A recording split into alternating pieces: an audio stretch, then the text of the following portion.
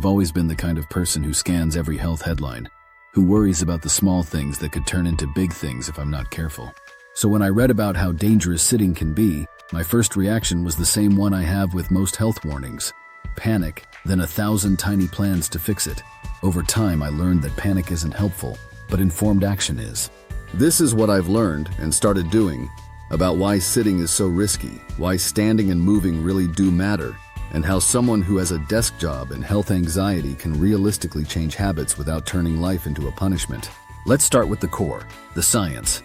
Multiple large reviews and pooled analyses of millions of people show that spending long stretches sitting is associated with higher risk of dying early, higher risk of cardiovascular disease, type 2 diabetes, and certain cancers. In short, high amounts of sitting correlate with worse long-term health.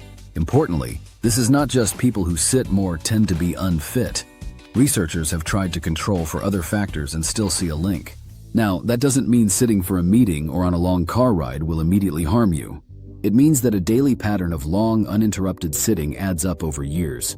Some studies show a dose-response relationship. More sitting equals higher risk. The good news is, the risk is partially modifiable. High levels of moderate to vigorous physical activity can blunt or even eliminate much of the extra risk associated with sitting, though the amount of exercise needed is higher than the standard 150 minutes week for full offset in some analyses. Bottom line, sitting is a risk factor, but movement and activity meaningfully reduce that risk. There are several mechanisms behind these effects. Extended sitting reduces blood flow, especially in the legs, which promotes blood pooling and can increase the chances of forming clots. This is why long immobility, think very long flights or days glued to a chair, has been linked to deep vein thrombosis, DVT, and venous thromboembolism. Sitting also slows down the activity of enzymes involved in breaking down fats in the bloodstream, can worsen insulin sensitivity, and increases inflammatory markers. Over time, those metabolic shifts raise risk for heart disease and diabetes. Recent papers even show measurable changes in clotting and inflammatory markers with long sedentary time. Beyond blood and metabolism, sitting is bad for your back, neck, and posture. Static sitting, especially with poor posture, loads the lower back and neck in unhealthy ways. Office workers report high rates of low back pain and neck pain, and systematic reviews have found associations between prolonged sitting and increased odds of low back pain. For someone like me who notices physical sensations and worries about them, that constant nagging ache from sitting becomes another anxiety trigger. So reducing sitting can actually help both body and mind. Mental health is another piece. A growing body of research links high sedentary time with higher rates of depression and poorer mental health. Though the picture is complex, mentally active sedentary behaviors like reading are different from passive ones like endless TV.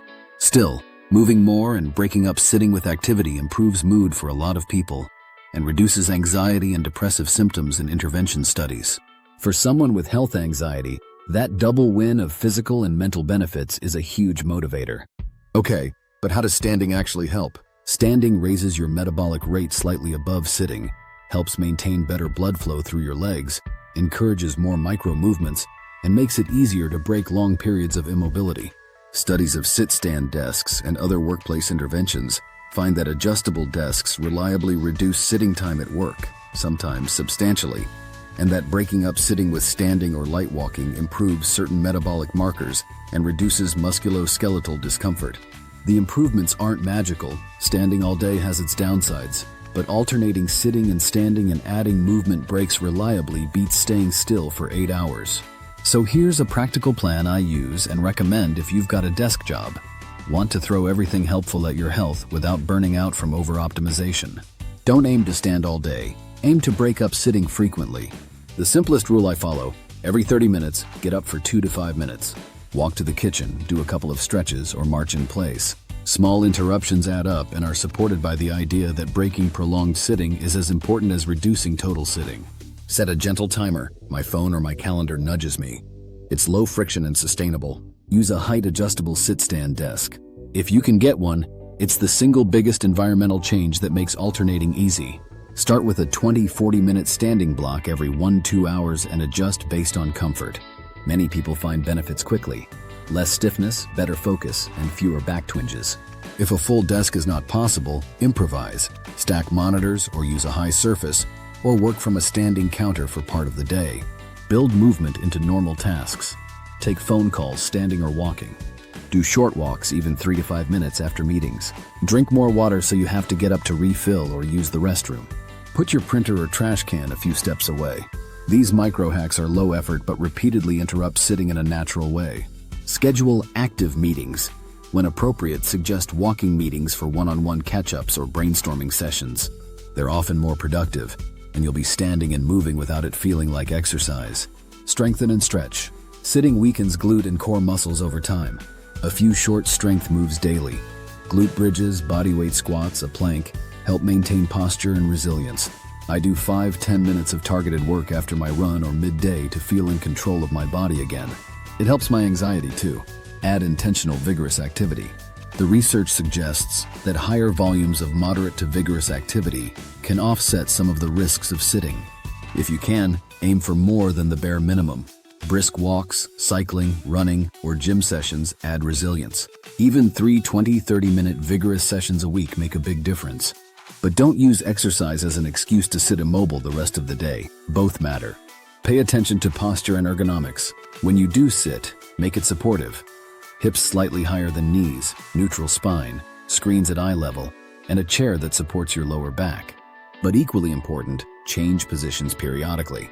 Ergonomics plus movement yields practical prevention for back pain. Tackle the anxiety loop. If you're prone to health anxiety, you'll likely notice sensations when you change habits. That's normal. Use evidence-based strategies. Mindful breathing when sensations spike. Scheduled worry time so anxious thoughts don't run constant. And focusing on measurable actions. I stood for 20 minutes. I walked at lunch rather than catastrophizing. Reinforcing that movement is protective helps the anxiety less and gives you a sense of agency. Track small wins, not perfection. I keep a simple tally each day, number of stand breaks, short walks, or standing blocks. Progress matters more than perfection. When anxious thoughts erupt, is sitting killing me? I look at that log and remind myself I'm doing the things that reduce risk. A few realistic caveats. Standing isn't a cure-all. Standing for excessively long periods without movement can cause its own problems. Leg fatigue, varicose veins, and discomfort. The goal is regular variation. Sit, stand, move. Also, some studies show sitting's risks are concentrated in people who are both inactive and sit a lot, so getting regular exercise remains crucial. Finally, if you have medical conditions, orthopedic problems, circulatory issues, check with your clinician about how to modify recommendations safely. If you're like me and worries can spiral, try to channel that energy into a repeatable, evidence-based routine. A sit-stand desk or periodic standing, micro movements every 30 minutes, regular strength and aerobic activity, and attention to posture. The research shows these shifts change the long-term risk profile. Breaking up sitting influences blood flow, metabolism, mood, and musculoskeletal health. And that matters more than agonizing over a single hour spent seated. I'll be honest, it took me a while to make standing and moving feel normal instead of an extra chore. The trick was making it automatic. Timers, environmental nudges, and swapping habits. Stand during calls, walk at lunch. Now when I notice a twinge or a worry, I can point to the simple facts. I'm standing during meetings, I'm breaking up long stints of sitting, and I'm moving enough that the evidence says I'm lowering my risks. That really helps my anxiety calm down.